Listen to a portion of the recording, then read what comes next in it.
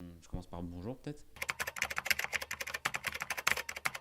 Alors, pour ce qui est de mon parcours, j'ai bossé en stage d'abord dans un premier temps dans des boîtes de clips, de la musique principalement. Et ensuite, j'ai fait de la publicité et je travaillais à la télévision pendant près d'un an chez Endemol. Donc, c'est la boîte qui produit des émissions pour TF1 et M6, comme Miss France, Patron Incognito, Secret Story et d'autres. Et c'est là que j'ai réalisé que j'avais envie de continuer dans la voie qui me passionne pour de vrai, c'est-à-dire le jeu vidéo en fait, tout simplement.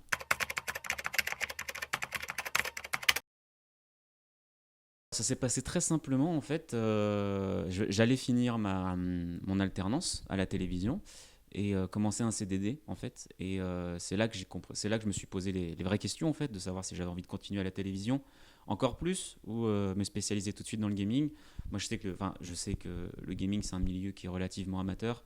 Du coup j'avais quelques inquiétudes, mais je me suis lancé quand même. Et c'est là que j'ai rejoint, c'est là que j'ai rejoint la Paris Gaming School un certain temps, avant de trouver du travail directement par la suite.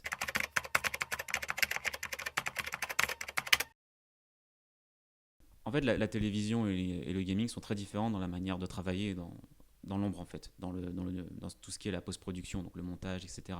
C'est très différent, en fait, là, tout simplement parce que la télé, c'est des grosses sociétés qui, en fait, font des travails avec des gros cahiers des charges, donc c'est l'usine, hein. On est cinq monteurs par projet.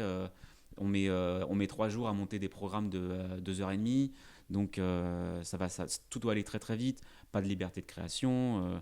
Etc. C'est vraiment de l'exécution pure et dure, d'un métier de technicien pur et dur, là où le gaming va plus s'orienter vers la création. Ça démarre avec beaucoup d'inquiétudes, et déjà des inquiétudes personnelles dans un premier temps, puisque c'est un milieu que je ne connaissais vraiment qu'en surface. Moi, je jouais aux jeux vidéo et je regardais quelques événements, mais j'avais jamais assisté ni vu les coulisses. Euh, voilà, mais je plongeais dans l'inconnu en fait, tout simplement. Et quand je suis arrivé, j'étais très inquiet, comme tous mes autres élèves en fait, tous les autres élèves en fait, mes autres camarades de classe, qui étaient aussi inquiets que moi pour parfois les mêmes raisons. Et mais ça s'est très bien passé au final. La rentrée a été très brève, puisqu'on a eu cours dès le lendemain, tout simplement. Ça s'est passé sur des présentations de l'ensemble des professeurs et nos placements de table, familiarisation avec le processus avec l'emploi du temps. Et on s'est rendu compte qu'on allait plus avoir de vie, puisqu'on allait bosser de 9 heures à 19 heures tous les jours. Et, euh, voilà, mais on était tous. Ça nous posait aucun problème en fait, puisque de toute façon on était tous motivés, donc au début ça nous posait pas de problème.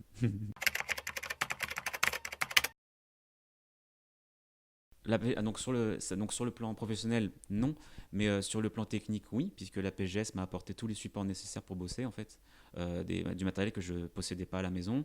J'ai pu voyager grâce à comment dire, j'ai pu voyager grâce à l'initiative du directeur qui nous a emmenés en Californie pour faire une captation d'un grand événement. Et je peux préciser que c'est la TwitchCon. Et donc le directeur nous a emmenés en Californie pour la captation de la TwitchCon. Et grâce à l'apport du matériel, j'ai pu cadrer et monter ensuite, ce qui m'a permis d'avoir un gros faire-valoir pour ensuite trouver du travail, ce qui a été le cas.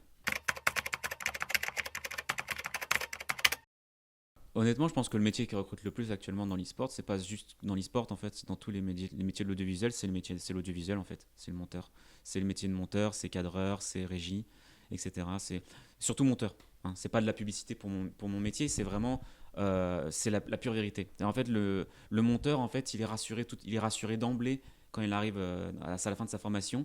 Il sait que il a dû travailler partout. Puisqu'en fait, un monteur peut monter dans n'importe quel format vidéo, que ce soit de la musique, du clip, etc. Et ce qui nous concerne actuellement, l'e-sport, on peut monter n'importe quoi partout, on est hyper polyvalent.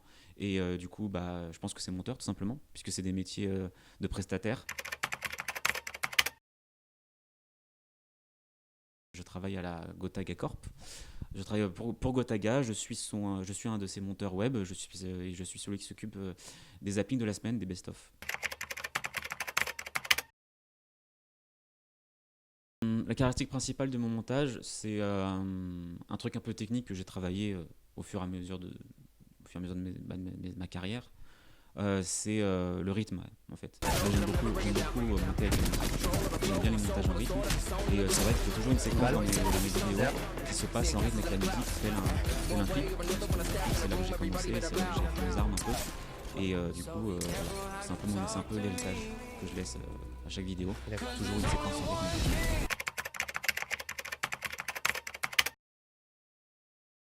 J'ai deux conseils, j'ai deux gros conseils à donner pour tous les gens qui veulent se lancer dans le montage et tous les débutants et tous les gens qui sont actuellement en formation. Le premier, il est d'une évidence implacable, c'est de savoir organiser son travail. C'est peut-être le conseil le plus sous-coté qui existe. Un travail bien organisé, en fait, ça fait qu'on a tout dans la tête et qu'on a juste à s'appliquer au montage et retenir, en fait. Et on a tout. On a les musiques, on a les images, on a les rushs, on a tout dans la tête et on n'a plus qu'à dérouler, en fait, puisqu'on sait dans quel dossier est tel truc, dans quel dossier est telle musique, tel son, tel machin. Et c'est super, c'est hyper important. Hyper important et je pense qu'on doit tous commencer par là. C'est très important, en fait, le deuxième conseil que je peux donner, le deuxième conseil que je peux donner, c'est de toujours regarder son travail après l'avoir fait et de surtout saisir les moments qui sont bien et les moments qui sont pas bien et comprendre pourquoi ils sont bien et les refaire ensuite. C'est-à-dire que toujours s'inspirer de nos fulgurances, de toujours s'inspirer des moments qui sont les plus, qui sont les mieux faits en fait, qui sont les plus remarqués. Alors, tout ce que nous avons à décider, c'est que faire du temps qui nous est imparti.